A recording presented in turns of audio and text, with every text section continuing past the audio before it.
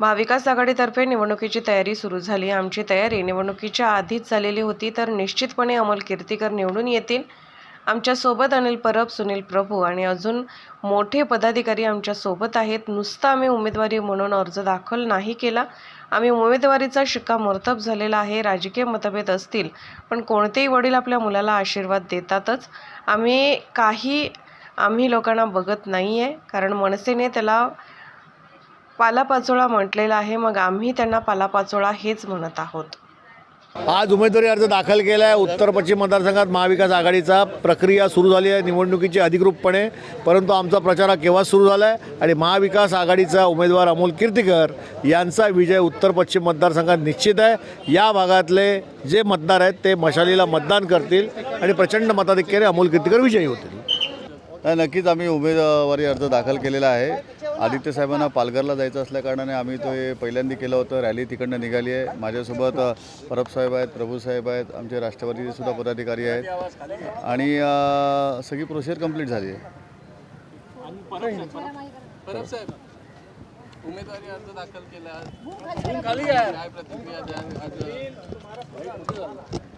नुसता उमेदवारी अर्ज दाखल नाही केला आहे, उमेदवारी अर्जाबरोबर विजयाची शिक्कामोर्तब देखील आम्ही करून आलेलो आहोत.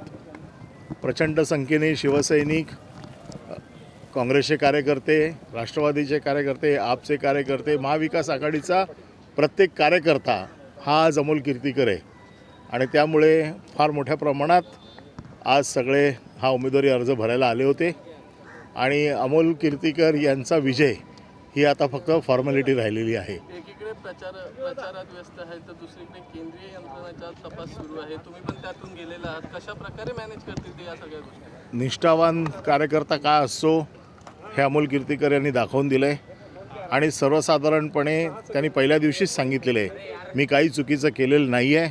त्याच्यामुळे ज्या ज्या वेळेला तपास यंत्रणा बोलवतील त्या वेळेला आम्ही जाऊ, सहकार्य करू. मी देखील केलं, अमोल कीर्तीकर देखील करतायत. आम्ही पळपुटे नाही, आम्ही निष्ठावंत आहोत, कारण आम्ही सच्चे आहोत. महाराष्ट्राच्या राजकारणाच्या संस्कृती पाहिजे असता की घरात कौटुंबिक वाद सोडता, म्हणजे राजकीय वाद सोडता कुटुंबाला साथ दिली पाहिजे. तर अमोल कीर्तीकर यांच्यावर आज गजानन कीर्तीकर दिसले आहे किंवा त्यांच्यासोबत कुठे बघा, राजकीय काय असतील मतभेद ते असतील, परंतु कुठलेही वडील आपल्या मुलाला आशीर्वाद देतातच देतात आणि आज सगळेच शिवसैनिक, सगळे महाविकास आघाडीचे कार्यकर्ते जे त्यांच्यापेक्षा वयाने मोठे आहेत ते त्यांचे वडील आहेत आणि जे त्यांच्यापेक्षा वयाने छोटे आहेत ते त्यांचे भाऊ आहेत. त्यांच्या विरोधात उभे आहेत ते तुमच्या शिवसेनेतून गेलेले उमेदवार, ते मंत्री राहिलेले, कसं बघता तुम्ही? नाही, बघत नाहीच आहे आम्ही त्यांच्याकडे, कारण त्यांना आम्ही मोजतच नाही आहे. कारण मनसेने त्यांना पालापाचोळा म्हटलेलं आहे आणि पालापाचोळ्याकडे काय लक्ष द्यायचं?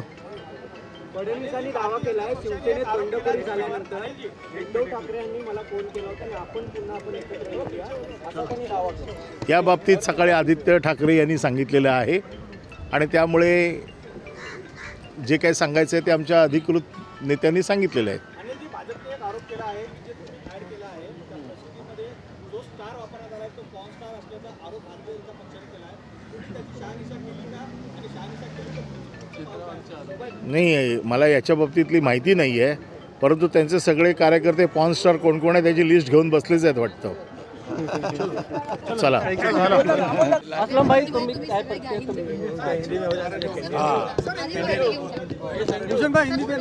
मराठी घ्या ना.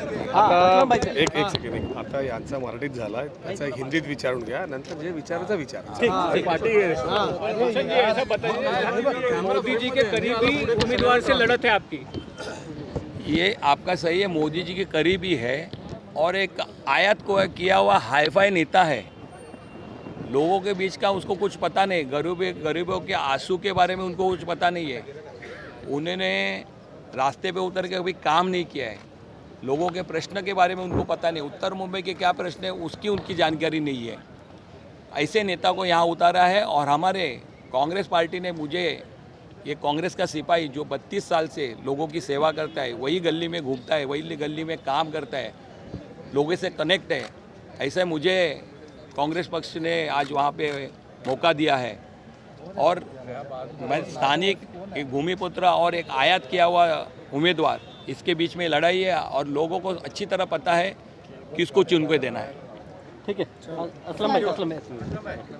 आज उमेदवारी अर्ज दाखल केला आहे. उत्तर पश्चिम मतदारसंघात महाविकास आघाडीचा प्रक्रिया सुरू झाली आहे निवडणुकीची अधिकृतपणे, परंतु आमचा प्रचार केव्हाच सुरू झाला आहे आणि महाविकास आघाडीचा उमेदवार अमोल कीर्तीकर यांचा विजय उत्तर पश्चिम मतदारसंघात निश्चित आहे. या भागातले जे मतदार आहेत ते मशालीला मतदान करतील आणि प्रचंड मताधिक्याने अमोल कीर्तीकर विजयी होतील.